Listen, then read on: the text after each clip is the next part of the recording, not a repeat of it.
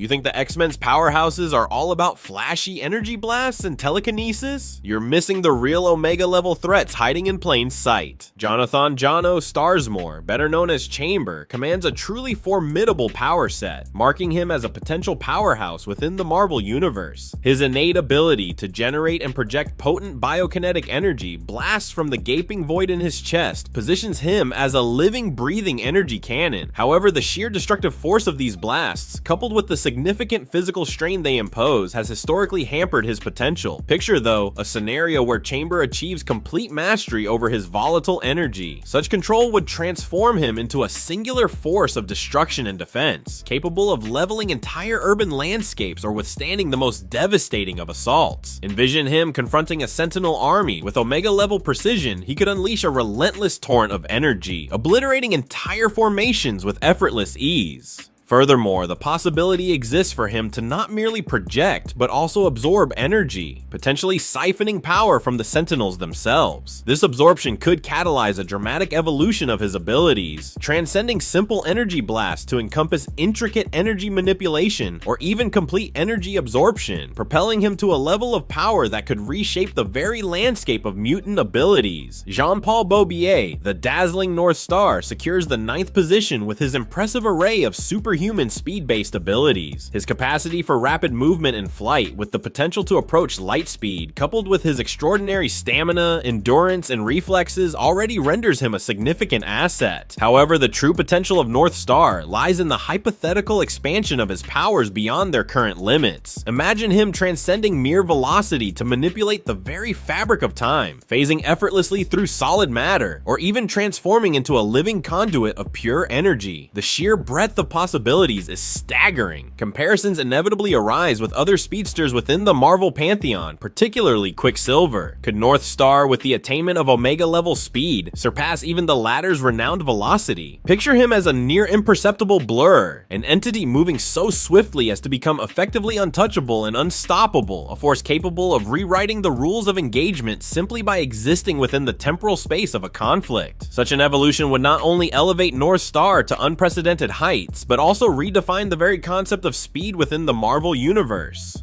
Clarice Ferguson, the enigmatic Blink, secures the 8th position with her extraordinary teleportation abilities, a power that fundamentally alters the dynamics of space and combat. Her capacity to generate portals, facilitating instantaneous travel for herself and others across vast distances, is already a significant tactical advantage. However, her offensive application of these portals, allowing her to displace objects or even selectively remove portions of them, adds another layer of formidable power. Furthermore, her ability to create teleporting javelins capable of instantly relocating anything they touch elevates her to a truly unique and potent combatant. While Blink's current abilities are invaluable to any team, the potential for her powers to reach Omega level status is truly staggering. Imagine her possessing the ability to teleport anything, anywhere, at any time, without limitation. She would become the ultimate infiltrator, capable of bypassing any security measure, the ultimate rescuer, able to extract individuals from any perilous situation, and the ultimate disruptor, capable of manipulating entire battlefields with the precise placement of her portals. Consider the strategic ramifications. She could effortlessly rescue civilians from collapsing structures, divert explosive devices before detonation, or dismantle enemy formations by strategically relocating soldiers to inhospitable environments. This level of control would transform Blink into a master manipulator of space, rendering her an indispensable asset and a force to be reckoned with. Stepping into our number 7 spot is Dani Moonstar, aka Mirage. This new mutant can psionically create illusions based on the fears and desires of others. She's a master manipulator, capable of turning an enemy's own mind against them. But what if Mirage could take her powers to the next level? Imagine if she could create illusions so real they could cause physical harm, or even manipulate reality itself. She could become a psychic powerhouse, capable of bending the world to her will. And don't forget about her other abilities. Mirage is also a skilled leader and has even tapped into Valkyrie powers in times of need.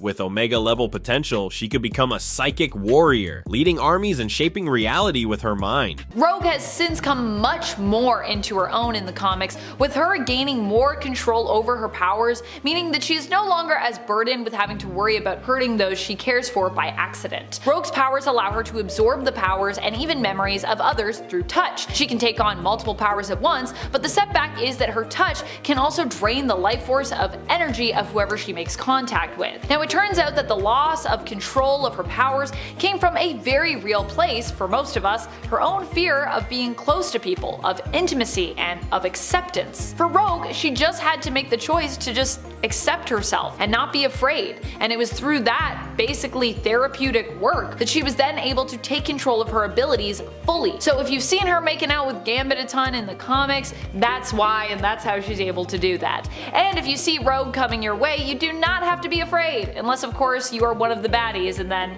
you should be very afraid. Yep. Rachel Summers is definitely one of the most powerful mutants and X-Men members that we have. She is the alternate reality daughter of Cyclops and Jean Grey, who of course are known to make powerful children together across the multiverse. Hence also why Sinister is so obsessed with the two of them getting together. Rachel is one of the chosen hosts of the Phoenix Force, and even without the Phoenix is extremely powerful, being an immensely powerful telepath, telekinetic, and chronokinetic. She can read time, skip through it, travel to alternate timelines and dimensions, and even manipulate time. Yeah, she's pretty powerful. She also happens to be immune to timeline alterations as well, and is unique in that she is the only version of herself throughout the entire multiverse. Even another Rachel Summers is not technically considered an alternate of Rachel as such. Even if she had the same name and kind of the same vibe, Rachel is 100% her own. She has no other versions of herself, which also makes her uniquely well suited to time travel. Less paradoxes, you know what I mean? Did you know that Spider-Man was an X-Man? Yeah, he was. Even though he's not really a mutant, but a mutate. Kinda makes you feel bad for Deadpool, doesn't it? Who always wants to join in on all this mutant fun and games, but is so often shafted by them because, well, he's Wade, and he's pretty annoying.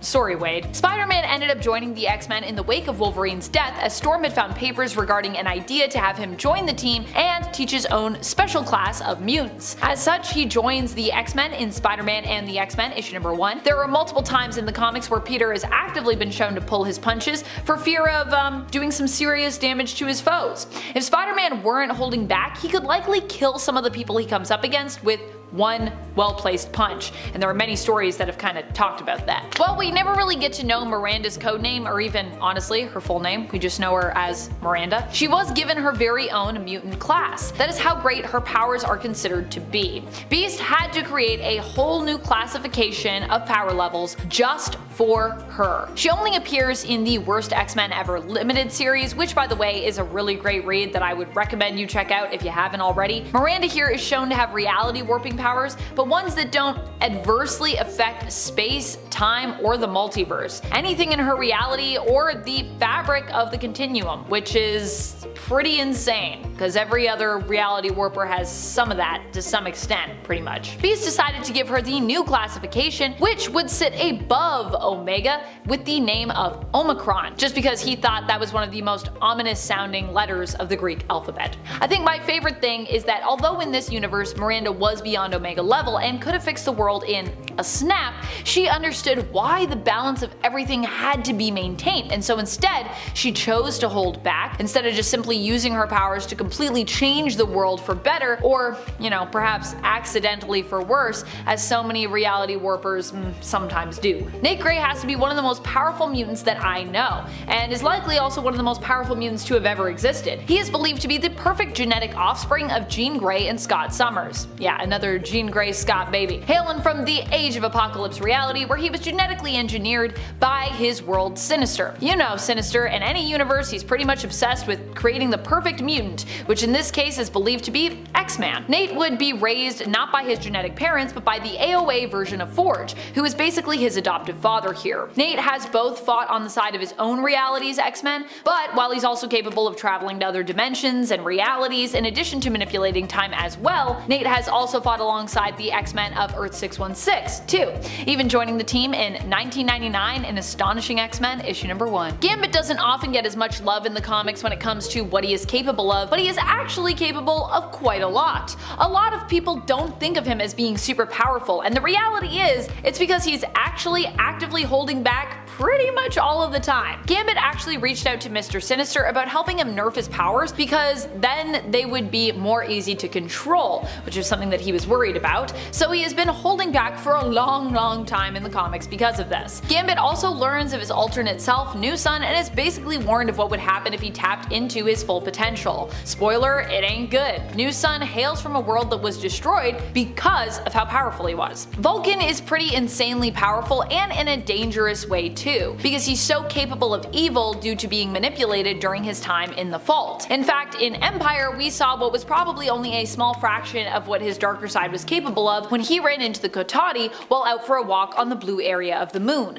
where the Summers house was located during the Krakoan era. He attempted to deal with the situation peacefully when he approached them, initially anyways, showing mercy, but when provoked, his darker side was unleashed, causing him to kill everyone save one member of the Kotati, who was basically left traumatized, uncontrollably uttering the word Krakoa on repeat. Holding back is a huge part of who this character is, or who this character has been for a long time. We're talking about Gentle. Now, I love Gentle and I think that he deserves more love in the comics, which is why I am super happy to be featuring him on this list, although at least he's gotten more to do recently with him appearing alongside T'Challa in the Black Panther series, where he was revealed to actually have been working undercover for a long time with the King and for Wakanda. That's a whole thing. I'm not super well versed in it because I need to go and read that Black Panther series, but honestly, a lot of it seemed pretty cool. Gentle has vibranium tattoos which actively help him to control and at times restrain his super strength and super muscly powers. Also, they look really cool. It's unknown just how powerful Gentle could be, though it is believed the level of strength he is capable of could be in fact limitless, and that he could even hold his own against the likes of the Hulk. Gentle initially held back on using his powers because of trauma, which manifested in the form of a fear of his powers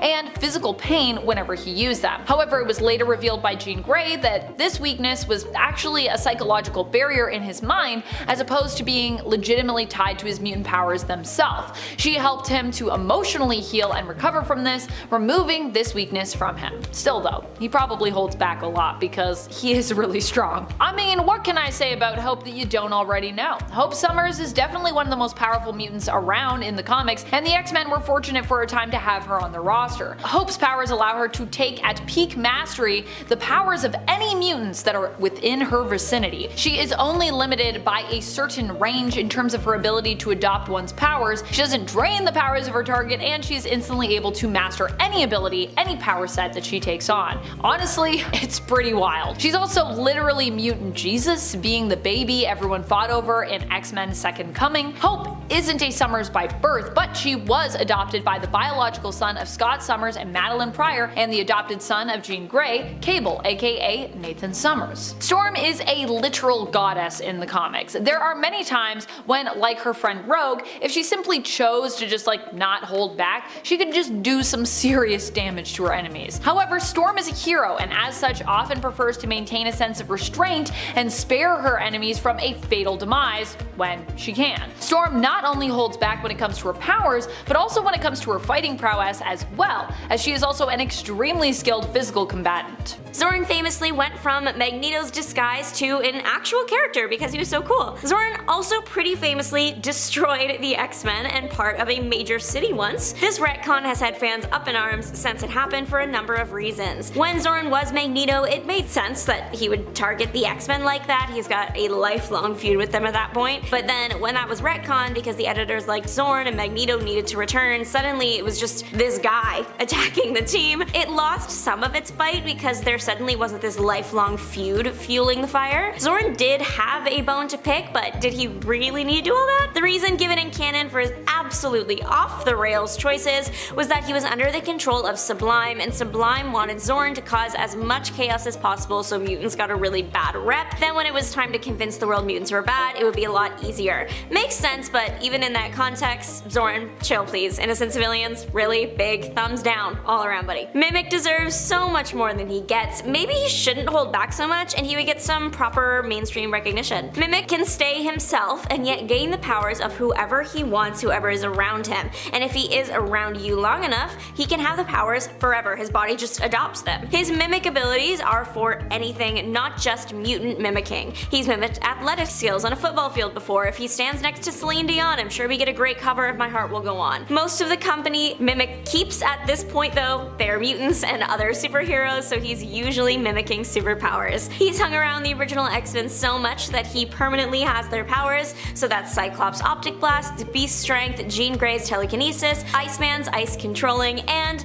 until he cut off the wings, Angel's Winged Flight. He had to cut off his wings because Angel lost his wings and needed a new set, but the situation does cement how powerful Mimik's mimicking is. He was able to create wings that were so close to the actual Angel's wings that he could just donate them to Angel. Mimik could easily become the smartest person on Earth very quickly, or the strongest, or the most powerful just by standing next to someone long enough. That is so cool and scarily powerful. Franklin doesn't hold back anymore. There is nothing to hold. The poor kid has drained his powers and then lost his mutant status, but he wasn't ever a mutant to start with. It's complicated. Franklin is the son of the Fantastics and was once thought to be an Omega level mutant until it was discovered his powers were so powerful it made him seem like a mutant, but he really wasn't. Still, when he wasn't drained of power, the kid could create whole universes, and his powers might even be on equal ground with Celestials should he use them fully. Galactus feared Franklin, literally evacuating the premises just to not fight him. Eventually, Franklin did get his hands on Galactus and gain control over him, using him to demolish two mad Celestials. This was done by Franklin combining his abilities from Franklin's past, present, and future, so adult Franklin was the one doing all this, which is good. A teenager should not be in that situation. Franklin is capable of time travel and telepathy and illusions and duplication and literally so much more. The Fantastics definitely had their hands full with him. This suggestion was taken from the comments of part 1, so thank you. Colossus can be a gentle giant when it comes to his little sister. Take Uncanny X-Men 153, the bedtime story comic for example. He loves her a lot, so mess with her and he loses it a bit. That's really not something you want from Colossus. You want the guy to keep a hold of himself. He was also destined to destroy Breakworld as foretold by an ancient mural there, so keeping his anger in check is in their best interest. But if he's capable of destroying one world, he could probably break others, so it's in everyone's interest to keep the steel giant on their side. Firestar is next, and this woman has carried our last mutant up in the air before, all 500 pounds of him, quite quickly. It actually hasn't even been established what Firestar's absolute fastest speed is, but it's gotta be speedy. Her powers are mainly microwave based, not like the food serving thing, but actual waves. She taps into the Earth's electromagnetic field and converts it into the microwaves. Those microwaves can be used in a bunch of different ways, like flight for example. She could use it to project energy at someone. If she focuses, she can even cause things to explode. She can mess up frequencies and electronics. Overall, she is very warm.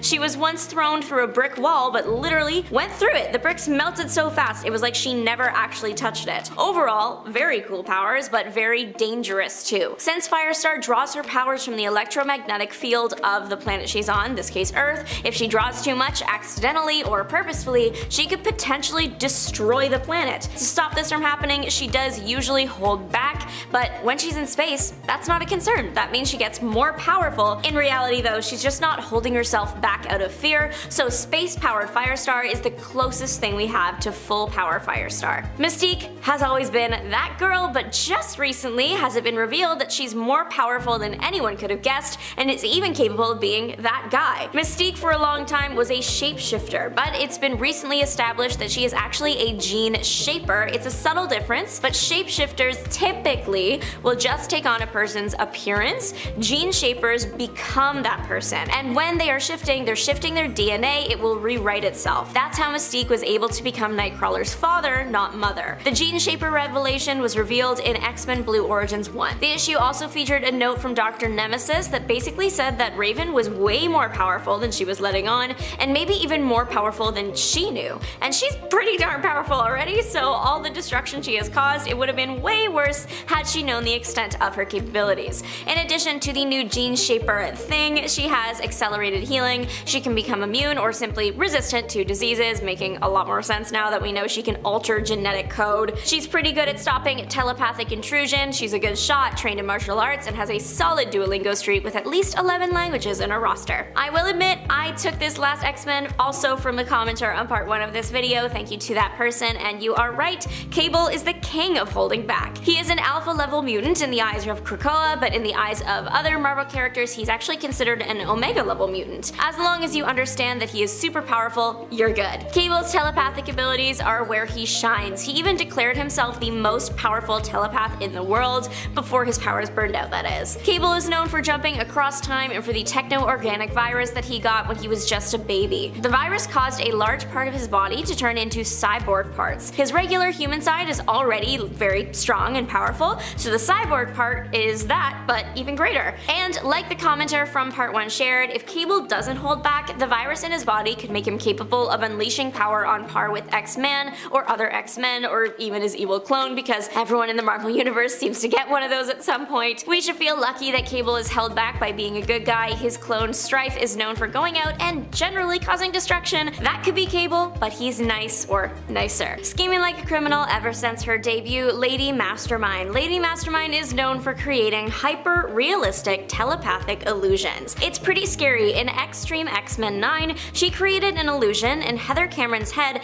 that Heather was stabbed, and Heather started bleeding through her pores. There was never any wound, but her shirt was soaked through. Lady Mastermind also convinced Heather's dad that he was drowning, causing him to suffocate in a room full of air. People will believe the illusions even if it comes with major changes in the environment. It doesn't matter, they feel that real. I mean, I can't really blame the people caught on the wrong side of her wrath. In the Marvel Universe, getting randomly teleported is not that surprising, probably. She can also make the illusions exactly your worst nightmare because she can read your mind a little bit. She can use her limited telepathic powers to camouflage herself and others, or make herself and others appear as someone else. In X-Men Volume 2, 193, she does this and makes an X-Men unknowingly eliminate their teammate. Even if you knock her out, the illusions will sometimes still stick around, so that's a lot of examples of her doing bad things, maybe need to hold back a little, but she is now affiliated with the X-Men, which has tamed her. Coming in hot with powerful telepathic abilities, a god complex, and a tendency to cause problems is Game Master. He has powerful telepathic abilities, so powerful he needs cybernetic implants to help him control his power. And that power, what does he do with it? Well,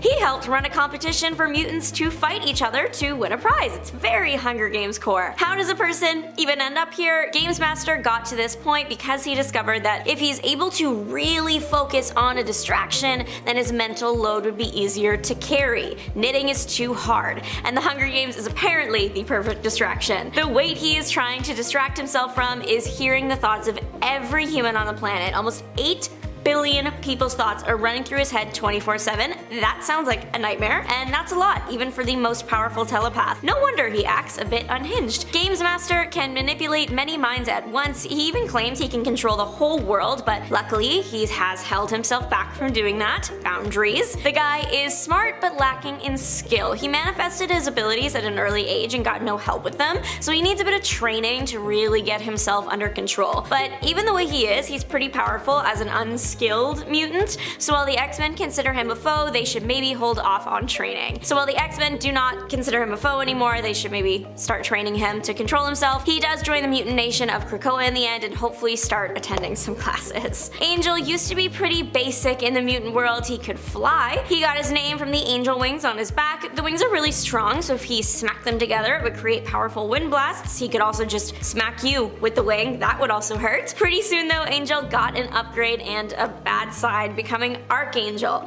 Archangel wants death and destruction, so Angel really had to get that in check so he could stay with the X-Men. Though it is bloodthirsty, the new Archangel side is what I consider an upgrade because it gave Angel new powers. One particularly useful one is healing blood. If someone gets hurt, all you need is a little bit of Archangel's blood and you'll be fine. Angel also got a hypersonic scream, a loud scream, basically so loud it can cause internal bleeding and break the sound barrier. You can wound Angel, but his healing blood is due to a healing factor, so if he gets wounded, he just heals. There is a moment in his Archangel journey where he became a horseman of the apocalypse, as one does. He was Death, the angel of death, so ominous. It was during that time he got his techno-organic wings. Though the wings are metal, they eventually molt and he gets his feathers back. They're also super strong and have stuff you'd want in a fight. Even if Angel lost his wings, he could still hold his own. He's good at hand-to-hand combat and sword fighting, and he's rich, which in today's economy, that's a superpower. He owns the company Worthington Industries, a Fortune 100 company. Blazing into our number 6 spot is Roberto da Costa, aka Sunspot. This Brazilian powerhouse can absorb solar energy and convert it into superhuman strength, flight, and even concussive blasts. He's like a walking solar battery. Now, Sunspot's already a force to be reckoned with, but imagine if he could absorb other forms of energy. He could become a walking energy sponge, capable of draining the power from his enemies, or even feeding off the energy of entire stars. He could fly through supernovas, absorb the energy of black holes, and become a cosmic powerhouse.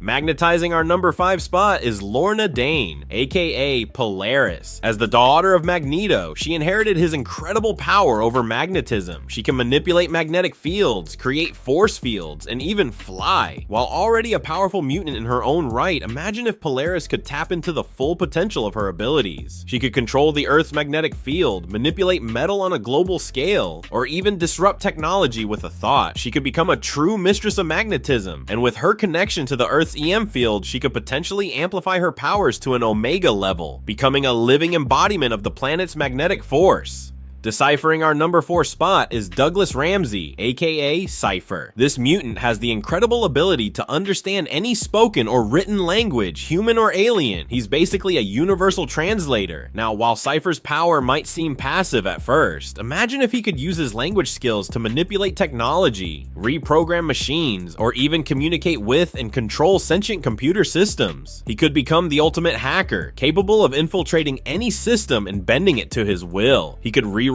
computer code with a thought, shut down entire power grids, or even communicate with alien civilizations. Forging his way into our number 3 spot is the brilliant inventor Forge. This mutant has an intuitive talent for inventing any kind of mechanical device. He can create anything from weapons to vehicles to even time travel devices. Now, Forge is already a valuable asset to any team, but imagine if he could push his powers to the next level. He could create technology that defies the laws of physics, build machines that manipulate reality, or even design weapons capable of taking down the most powerful beings in the universe. He could become the ultimate weaponsmith, outfitting mutant kind with technology that could rival even the Celestials. Swirling into our number 2 spot is Soraya Kadir, aka Dust. This Afghan mutant can transform her body into a cloud of sand, granting her flight, intangibility, and even the ability to suffocate her enemies. While already a formidable opponent, imagine if Dust could control sand on a massive scale. She could create sandstorms that engulf entire cities, manipulate the very ground beneath her enemies' feet, or even solidify sand into weapons or structures. She could become a true force of nature. With Omega level control over sand, she could reshape deserts, create oases, and even manipulate the Earth's tectonic plates. And finally, crawling into our number 1 spot is Japheth, aka Maggot. This mutant has a unique digestive system that manifests as 2 slugs that can consume any material and grant him superhuman strength and size. Now, while Maggot's powers might seem a bit gross at first, imagine if he could control those slugs and their digestive abilities. He could consume anything, from energy to matter to even abstract concepts like time or space. He could become the ultimate recycler, capable of breaking down and rebuilding anything in existence. He could devour entire planets, absorb the energy of stars, and even rewrite the fabric of reality. And that's just a taste of the untapped potential within the X-Men.